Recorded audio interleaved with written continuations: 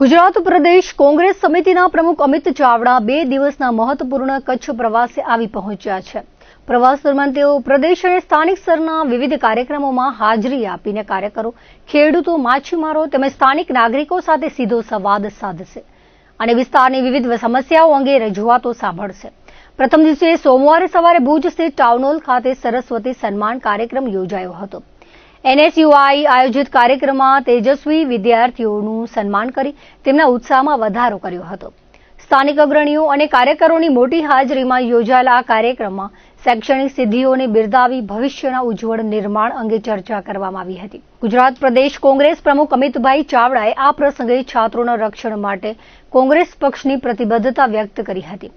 તેમણે paper leak સહિતના છાત્રો સંબંધિત વર્તમાન મુદ્દાઓને લઈ ભારતીય જનતા પાર્ટીની સરકાર પર આકરા પ્રહારો કર્યા હતા। છાત્રોની આત્મહત્યા, પેપર લીક, છાત્રો પર પોલીસ દ્વારા કરવામાં આવેલા દમન અત્યાચારનો ઉલ્લેખ કર્યો હતો। તેમણે તમામ બાબતો માટે કોંગ્રેસ યુવાનો માટે લડત ચલાવશે તેવી લાગણી વ્યક્ત કરી હતી। NSUI આયોજિત સરસ્વતી સન્માન સમારોહ પ્રસંગે કાર્યકારી પ્રમુખ ઇન્દ્રવિજયસિંહ ગોહિલ, પ્રદેશ કોંગ્રેસ પ્રવક્તા મનીષભાઈ દોશી, સહપ્રવક્તા હિરેનભાઈ બેંકર, કચ્છ જિલ્લા કોંગ્રેસ પ્રમુખ VK હુંબલ, પ્રદેશ યુથ કોંગ્રેસના પ્રવીણસિંહ વણોલ, ગુજરાત NSUIના પ્રમુખ Narendrabhai Solanki, Kutch national student union of ઇન્ડિયાના પ્રમુખ ઋષિરાજસિંહ જાડેજા, જિલ્લા પંચાયતના વિપક્ષી નેતા રાજેશભાઈ આહિર, કિશોરદાન ગઢવી, નિતેશભાઈ લાલણ સહિત જિલ્લા કોંગ્રેસના આગેવાનો અને કાર્યકર્તાઓ મોટી સંખ્યામાં હાજર રહ્યા હતા। આ પ્રવાસને સફળ બનાવવા માટે કોંગ્રેસના તમામ આગેવાનો, હોદ્દેદારો અને કાર્યકરોને તમામ કાર્યક્રમોમાં મોટી સંખ્યામાં ઉપસ્થિત રહેવા માટે હાકલ કરવામાં આવી છે। પ્રવાસના બીજા દિવસે એટલે કે મંગળવારે 25 ઓગસ્ટના અમિત ચાવડા મુન્દ્રા તાલુકાના પ્રવાસે રહેશે। સવારે દેશલ પર સ્થિત મહાજનવાડી ખાતે વીજ ટાવરથી પીડિત ખેડૂતો સાથે વિશેષ સંવાદ યોજશે। ત્યારબાદ બપોરે કુકડસર ગામના બાવડી બંદર ખાતે કચ્છ જિલ્લાના માછીમારો સાથે બેઠક કરીને તેમના પડતર પ્રશ્નો અને રોજગારી સંબંધિત સમસ્યાઓ સાંભળવામાં આવશે। કચ્છના 2 દિવસીય પ્રવાસ દરમિયાન વિવિધ વિસ્તારોના લોકોના પ્રશ્નો અને મુશ્કેલીઓ જાણી તેના યોગ્ય નિરાકરણ માટે અવાજ મજબૂત કરવાનો નિર્ધાર વ્યક્ત કરાયો છે। તમે જોઈ શકો છો કે હજારોની સંખ્યામાં વિદ્યાર્થીઓ ઉપસ્થિત છે।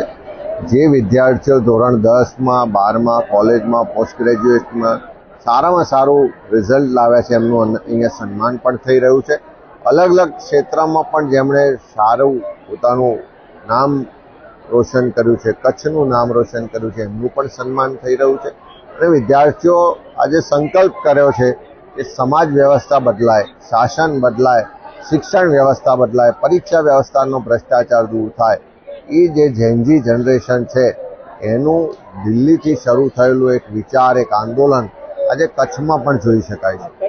આજે કચ્છ જિલ્લા NSUI દ્વારા જિલ્લા કોંગ્રેસ સમિતિ સાથે રહીને વિદ્યાર્થી સન્માન કાર્યક્રમ, છાત્ર ગુંજ કાર્યક્રમનું આયોજન કરવામાં આવ્યું છે। તમે જોઈ શકો છો કે હજારોની સંખ્યામાં વિદ્યાર્થીઓ અને વિદ્યાર્થિનીઓ અહીંયા ઉપસ્થિત રહ્યા છે। અને જે રીતે રાહુલજીના નેતૃત્વમાં આખા દેશમાં છાત્ર ગુંજ કાર્યક્રમ ચાલે છે અને દરેક વિદ્યાર્થીઓને પોતાનો અવાજ રજૂ કરવા માટે, પોતાના વિચારો માટે, પોતાના પ્રશ્નો માટે, પોતાની પીડા માટે એક પ્લેટફોર્મ કોંગ્રેસ પાર્ટીએ પૂરું પાડ્યું છે। એ જ રીતે અહીંયા કચ્છમાં પણ આજે ખૂબ સુંદર કાર્યક્રમ થયો છે।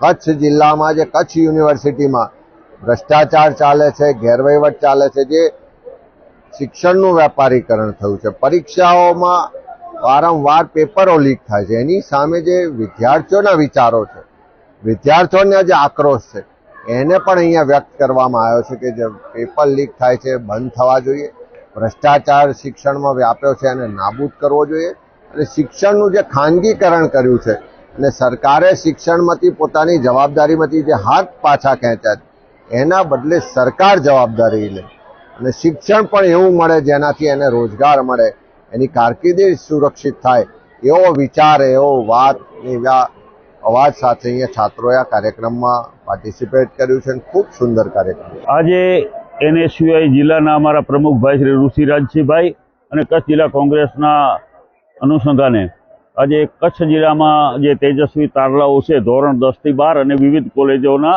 છાત્રોનું સન્માન કાર્યક્રમ રાખવામાં આવેલો હતો। આજે આપણે સૌ જોઈ રહ્યા છીએ કે અત્યારે શિક્ષણનું ખાનગીકરણ થઈ રહ્યું છે, શિક્ષણનો વેપાર થઈ રહ્યો છે અને ઘણા એવા છાત્રો છે આપણે જોઈ રહ્યા છીએ કે જેના સપનાઓ ક્યાંક ને ક્યાંક ચકનાચૂર થઈ રહ્યા છે। કારણ કે અત્યારે પરિસ્થિતિ એવી થાય છે કે મા બાપે, ગરીબ મા બાપે એને પોતાના દીકરા દીકરીને ભણાવવા માટેના ખૂબ પ્રયાસો કર્યા હોય અને જ્યારે સમય આવે પરીક્ષા આપવાનો ત્યારે ક્યાંક ને ક્યાંક પેપરો ફૂટે છે, જેને લઈને વિદ્યાર્થીઓમાં નિરાશા વ્યાપે છે. આપણે જોયું દિલ્હીનું જંતર મંતર ઉપર જે મોટું આંદોલન ચાલ્યું, કારણ કે અત્યારે વારંવાર પેપરો આ કેન્દ્ર સરકાર હોય કે ગુજરાત સરકાર હોય વારંવાર ફૂટે છે.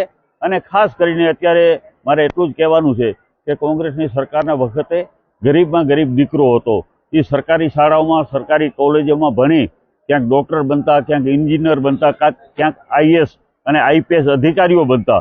પરંતુ અત્યારે ગરીબના દીકરાઓ દીકરીઓ માટે ખૂબ શિક્ષણ મોંઘું થઈ રહ્યું છે અને અમે આજે વિદ્યાર્થીઓને પ્રોત્સાહિત કરવા માટે આવ્યા છીએ કે એને સિવાય તમારી સાથે છે, જ્યાં પણ તમને મૂંઝવણ પડે તો અમને અમારું ધ્યાન દોરજો. અને ખાસ કરીને આજે જે તેજસ્વી તારલાઓ છે કે કચ્છમાં પણ તમે જુઓ કે કેટલા ઊંચા પર્સન્ટેજ લઈને પણ વિદ્યાર્થીઓ ટકાવારી લઈને પાસ થયા છે. તો એના મા બાપનું એક સપનું હોય છે કે મારા દીકરા દીકરીઓ ભણી અને એનો ઉજ્જવળ કારકિર્દી થાય, ઉજ્જવળ ભવિષ્ય થાય, એના માટે પ્રયાસો કરી રહ્યા છે. ત્યારે આ સરકારને અમે વિનંતી કરવા એટલી જ માંગીએ છીએ કે હવે તમે જે વિદ્યાર્થીઓના સપના છે એ ક્યાંય ચકનાચૂર ન થાય અને ખાસ કરીને વિદ્યાર્થીઓને પૂરેપૂરો પ્લેટફોર્મ મળે કે એને જે કારકિર્દી છે એ બને, એના માટે કામ કરે એવી અમે સરકારને વિનંતી કરીએ છીએ. હું અહીંયા કને આજે NSUI દ્વારા જે સરસ્વતી સન્માન આયોજન કરવામાં આવ્યો તો ત્યાં કને આવી હતી અને હું NSUI ની JB ની પ્રેસિડેન્ટ છું. ઇવેન્ટમાં અને બધા છોકરાઓનો જે રીતે રિસ્પોન્સ આવ્યો છે, આટલા બધા છોકરાઓ આવ્યા છે. અમે ઓલરેડી રજીસ્ટ્રેશન ઓપન રાખ્યો તો ત્યારે પણ 1200 છોકરાઓ આવ્યા હતા અને હજી બી ઘણા બધા છોકરાઓ આવ્યા છે. આજે બી અરાઉન્ડ 200-300 નો રજીસ્ટ્રેશન આવ્યો છે. બધા છોકરાઓ બહુ પ્રેમથી પાર્ટ લે છે, બધા અહીંયા કને ઉત્સાહથી બેઠા છે, બધા એને ગિફ્ટ્સ ને એવું આપીને પ્રોત્સાહન કરવામાં આવે છે. ગૌસેવા અને ગૌ સંરક્ષણના સંદેશાથી શરૂ થયેલી અનોખી યાત્રા ભુજની ધરતી પર પહોંચી છે, ત્યારે તેનું ભવ્ય સ્વાગત કરવામાં આવ્યું હતું. ભારતની સૌથી લાંબી પવિત્ર કળશ કાવડ યાત્રા કરવામાં આવી રહી છે. 1374 કિલોમીટર લાંબી યાત્રા શ્રદ્ધા, સંકલ્પ અને ભક્તિનું અનોખું ઉદાહરણ બની છે.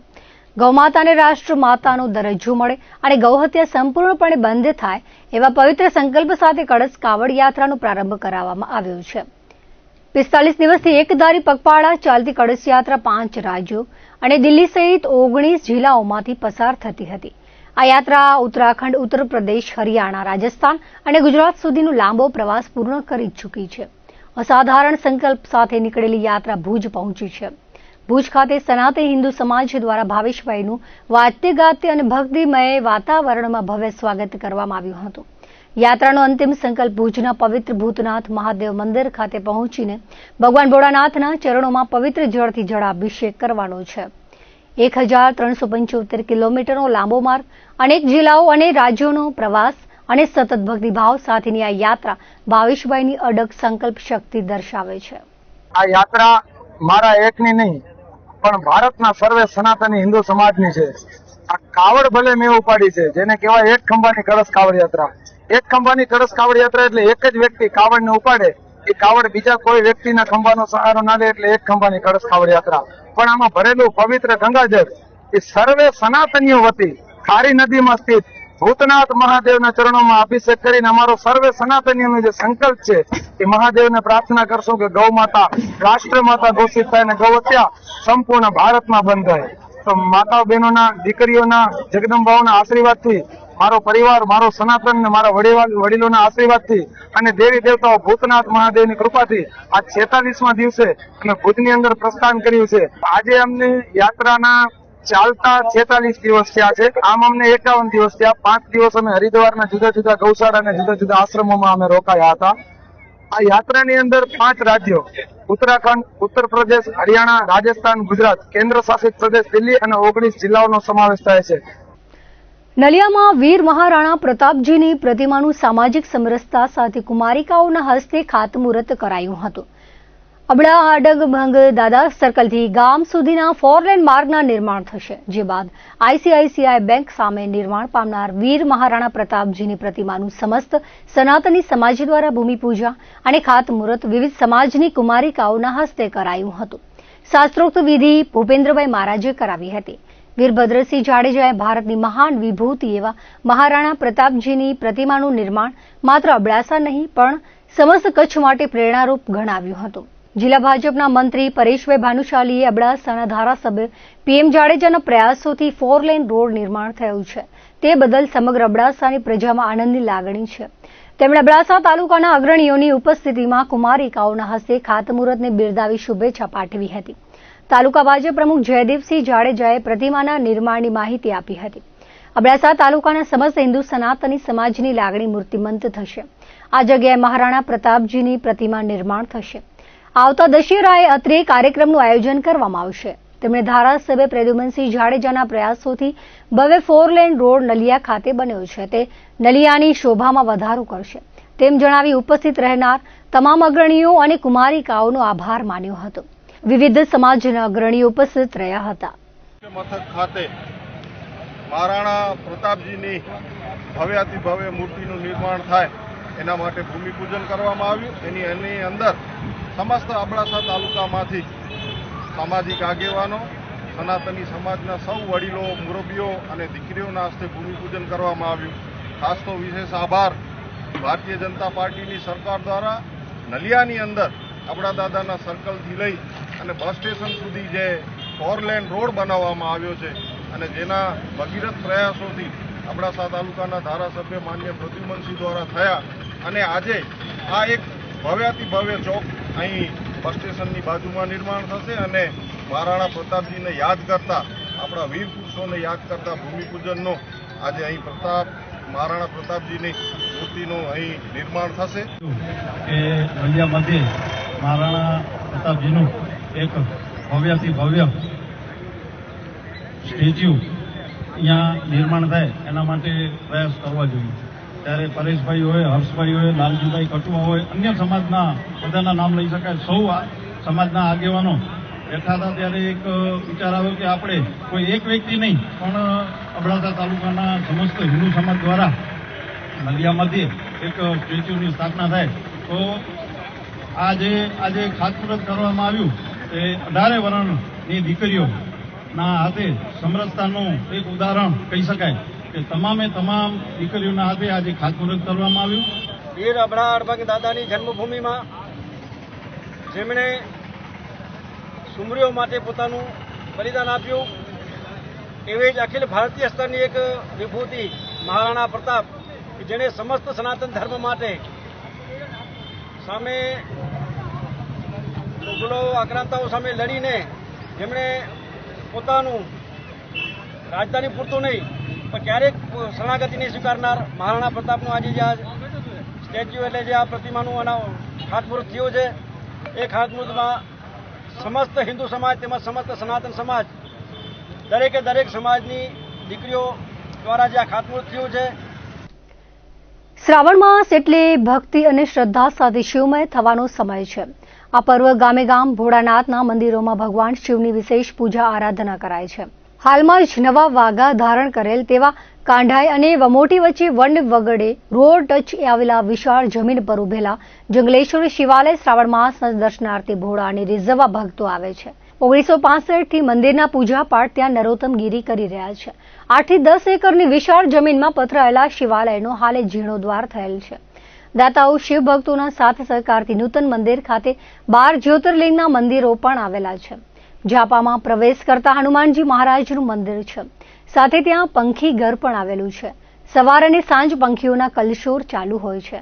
કંઢાઈથી 3 કિલોમીટર વમોટી જતા માર્ગ પર આવેલ આ મંદિર આસપાસના ગામોમાંથી ભાવિકો દૂર દૂર મહાદેવના નાદ સાથે શિવલિંગ પર જલાભિષેક, દૂધ, બિલ્લીપત્ર, પુષ્પ અર્પણ કરે છે. રુદ્રીપાઠ તથા 4 પ્રહરની પૂજા પણ કરાય છે.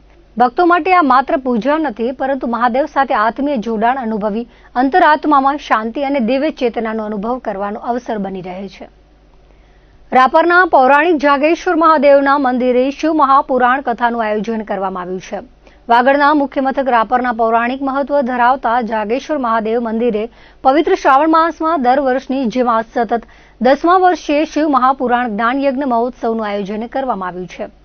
જેમાં કથા પ્રારંભ 25મી ઓગસ્ટથી કથા શ્રવણ દરરોજ બપોરે 3:30 થી 7 કલાકે છે. કથા વિરામ 2 સપ્ટેમ્બરના થશે. કથાના વક્તા તરીકે અજય પ્રસાદ રાજગોર, કથાના આચાર્ય મનસુખભાઈ બાસપિયા છે.